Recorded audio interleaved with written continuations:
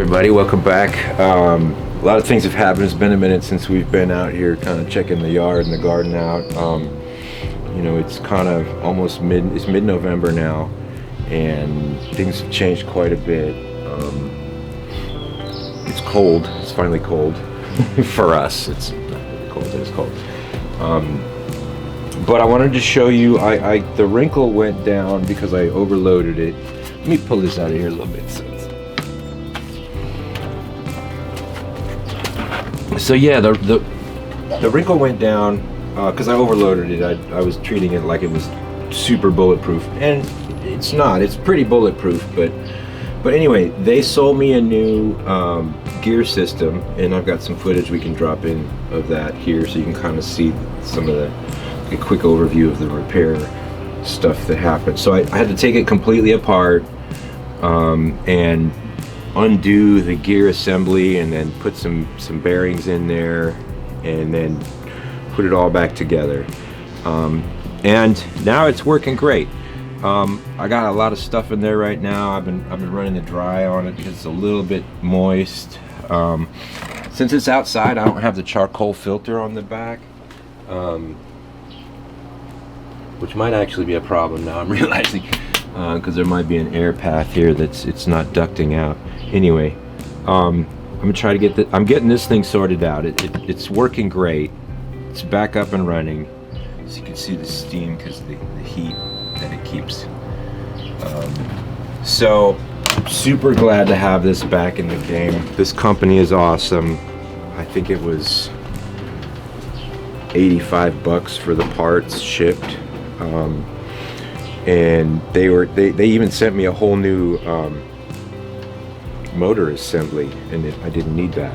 So anyway, I'm saving it for later in case I do need it. But the wrinkle's back in action. The tea is going good. I'm always sort of adjusting my spaces, trying to make things easier to deal with around here. But yeah, so self-generating fertility here, you know, with you know, just composting and our food scraps and the things that, you know, we don't get to using out of the yard. We're generating a bunch of great fertility for the garden.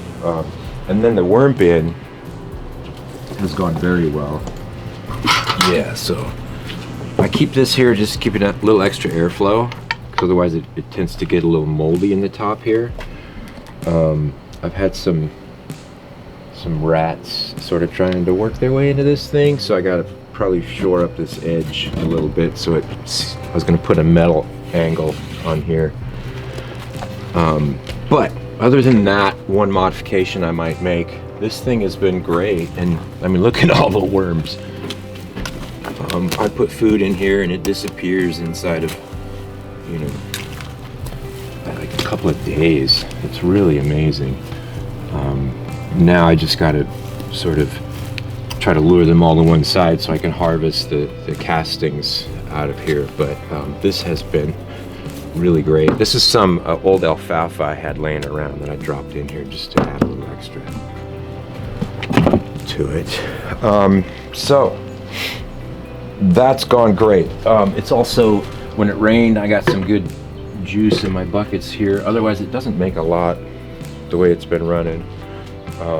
And the rain it actually seemed to help keeping the moisture in there correct. Is part of the reason I do this sometimes also. But overall, kind of a smashing success. I'm pretty stoked.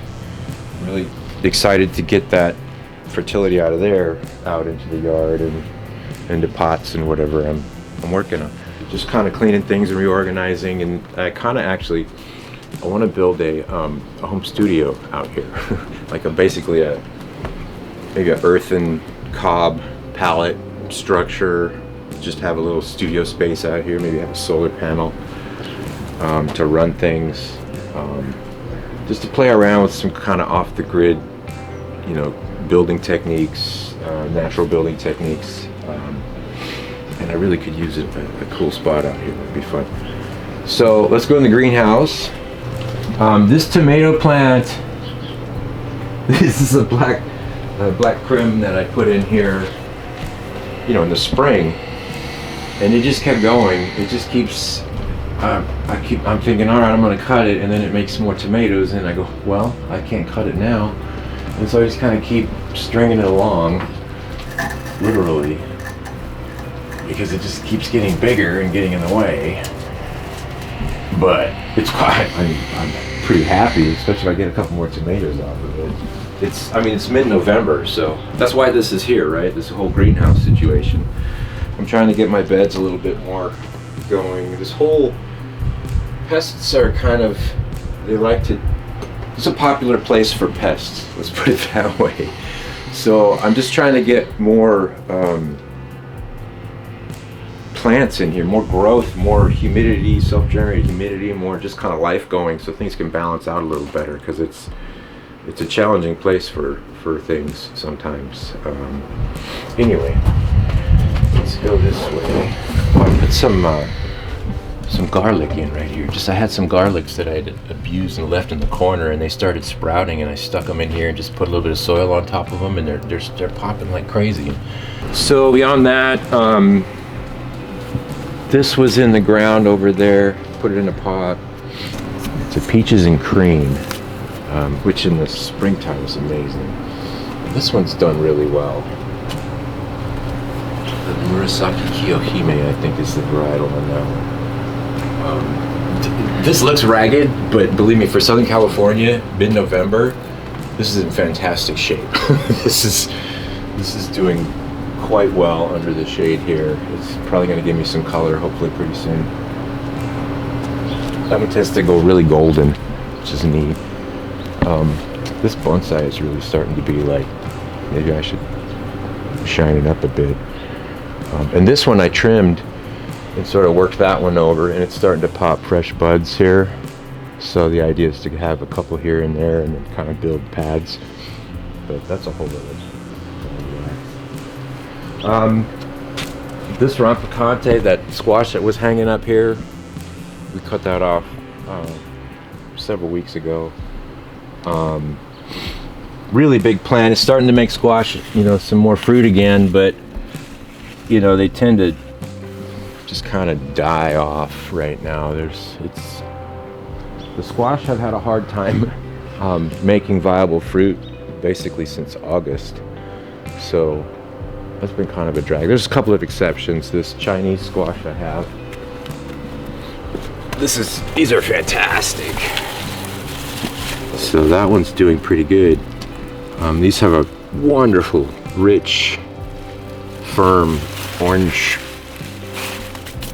green, peach colored flesh. Really, really delicious. There's a lot of poblanos out here. I think I had like 8 plants, and so there's probably 30 poblanos I could harvest right now, and they're all like this size. Some of them are starting to turn this chocolatey color, which is fun. We come out and grab food out of here. Purple kale's popular right now because it's one of the things we have. These are fun. These. I gotta look up what these are. It's one of the beans I planted. They're really colorful, so I'm excited about drying those out and then using them in something. I don't know if there's enough here. There's a decent amount. Dragon fruits are going really well here. I gotta figure out how to get them to more supported and maybe get some fruit eventually. Artichokes. Look at that. So I just let them go to seed. It was really fun to watch those flowers just do their whole thing over the last couple months. And then I'm sure this whole area will start blowing up with more artichokes. The avocado tree is really perking up. It's looking happy. I'm really crossing my fingers for fruit next year. My little orange tree is starting to pop a little bit. Cara orange. There's a plum tree. It's too big. I'm gonna probably chop it back to here because I want to keep it small so it doesn't take up too much energy out here. This is another rampicante trying to make some more fruit. Crossing my fingers, maybe get some. African basil. This is potatoes and sweet potatoes back in here. For a lot of greenery, I started digging around and I didn't find a whole lot of potatoes yet, so I'm trying to let them get as big as I can before I go after them. But they put on a good show of greenery. Hopefully there's some actual tubers in the ground. This papaya tree clump here, I mean, it's twice as big as it was in the spring. And it's going to be fun to see how much it fills up the space. I lost this maple tree. Maples are having a harder and harder time here with the heat, and compost pile has been really good. I mean, I don't do a rotated I just add to it and dig it out and put food in it once in a while, and it's more of a worm bin than an actual, you know, heated self-heat generating compost pile. But I take out of the front here, this is more sticks and stuff. I don't know why I've been putting them there, but eventually that'll all get buried in if I can actually generate enough to really do some composting. It's hard to do it in a small yard like this, so I don't tend not to worry about it too much. Well, here's one here. So I've been kind of leaning into this idea of multiple different things in a bigger pot for a container garden. I mean, obviously that's way too big for one thing. I mean, you wouldn't put one thing in that. It doesn't make sense. But I have several of these going now with multiple plants in them. This is a watermelon that's probably not going to do anything. But I had some kales in here, which I put in the greenhouse. They did really well until the pests came along. These kales just get wrecked. But I saw a bird come along and pick 3 caterpillars off of this. So this is bird feed right here. That's what this is. Here's a blue dream that's getting almost ready to. Some kales, lavender back in the corner. I let this really go, this globe basil here, and I see birds coming in, hummingbirds. So this is for the wildlife. My mint over here, and I've got a tomato. I love this bed. This is great, again, for munching, and it does use a lot of water. Mint is really water hungry. If I was to plant this again, I would make it less permeable underneath, so it would hold on to the water better, and I would probably use a more dense potting mix. But that said, you put enough water on this, the mint's very happy. And there's 4 or 5 varieties in there. I've talked about it before in videos. This other planting bed, I've got strawberries and this tomato. This is I have to look it up, Tennessee green, I think, which that's probably almost ready. It's making a few, which is fun. Again, it's like mid-November here, so. And this side of the house is on the south side, so it gets a lot of sun. And then the lemon trees are going off. They're starting to turn color. I gotta whack these back. They're too tall. This grapefruit is starting to get some mass. This is kind of, you know, shabby section of the yard. So I have some footage of retrieving this bus from my aunt's place in Idaho. And I want to do a whole story about it, so we got to get to that. But this is a 78 Volkswagen camper, Westphalia camper bus, and we moved it to my dad's place, which is up the road a bit, and got it running about a month ago, and I managed to actually drive it down here and get it parked in here. It really kind of won't get out of its own way right now, so I know it needs a bit of work, but it runs and drives, and boy, that was an adventure driving it back down here. But once I get the trailer done, this is going back in there, and then I'm going to try to get it all sorted out, especially mechanically, and then deal with the rust and just get it so it can be enjoyed. But it's just fun to have it sitting here. And our little area that we planted here, there was a lot of bird seed in here, you can kind of tell. But the birds love this. This area is doing pretty well. And then we're gonna eventually, soon, I've been starting to dump some wood chip and piles that I've had in the backyard to move things up here. And boy, that looks like gophers. That's fun. But this is all going to be like the back. It's going to be all garden, shrubs, food, trees, hangout zones. You know, I want to make this like an inviting, this is what a front yard can be. There's several of them in town that I really enjoy checking out and getting excited about when I drive through town. And then this is a camphor tree, and it's really kind of dominating the yard to a degree that we're going to try to succession something else in its place. And then the idea is to sort of top it and make like a little tree fort up here, which would be super fun to sort of incorporate into this whole thing. This Japanese maple I put in the ground 5-6 years ago now, maybe more. And I mean, it was this big, and it's just trimmed it here and there. This is how they tend to get here, a bit more beat up. But this is the southwest corner right here, and the sun comes through here and it just cooks this side of the tree. So, but it's pretty darn happy. When you get them in the ground, they do okay if you get them in the right place here. Some seed casting before the heavy rains last week. Just kind of mixed a whole bunch of things into a little bin, and then kind of just went and threw them, kind of like a guerrilla planting. So excited to see how that goes. Wildflowers, and it's actually some bok choy, a whole bunch of random stuff, and that's gonna be fun. Just trying to get things sort of sorted out for the winter, and yeah, maybe get some more perennial plants in. I want to lean into herbs quite a bit more. Actually, I'm going to a local organic gardener friend here, has a nursery not far, and she's doing an herbalism, like herbal plant class on Saturday. So I'm stoked to go to that. And then what else?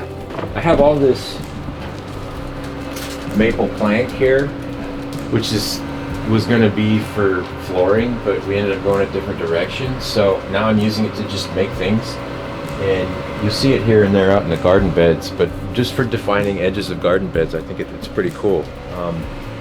So I'm going to do a bunch more of that, so I can really sort of sort out my spaces in the yard, because it's pretty guerrilla right now. It's just wilding in a lot of ways, which I think is great. The main thing is roots in the ground. This is what we're kind of learning right now. Is bare soil is not good, and we don't have much bare soil, right, Poppy? So, but I need to define some more structural, and then get things planted a little more intentionally, and then see what we got to work with. So it's just a learning process. This whole thing is learn as you go. Try things. Like, let's go look at this real quick.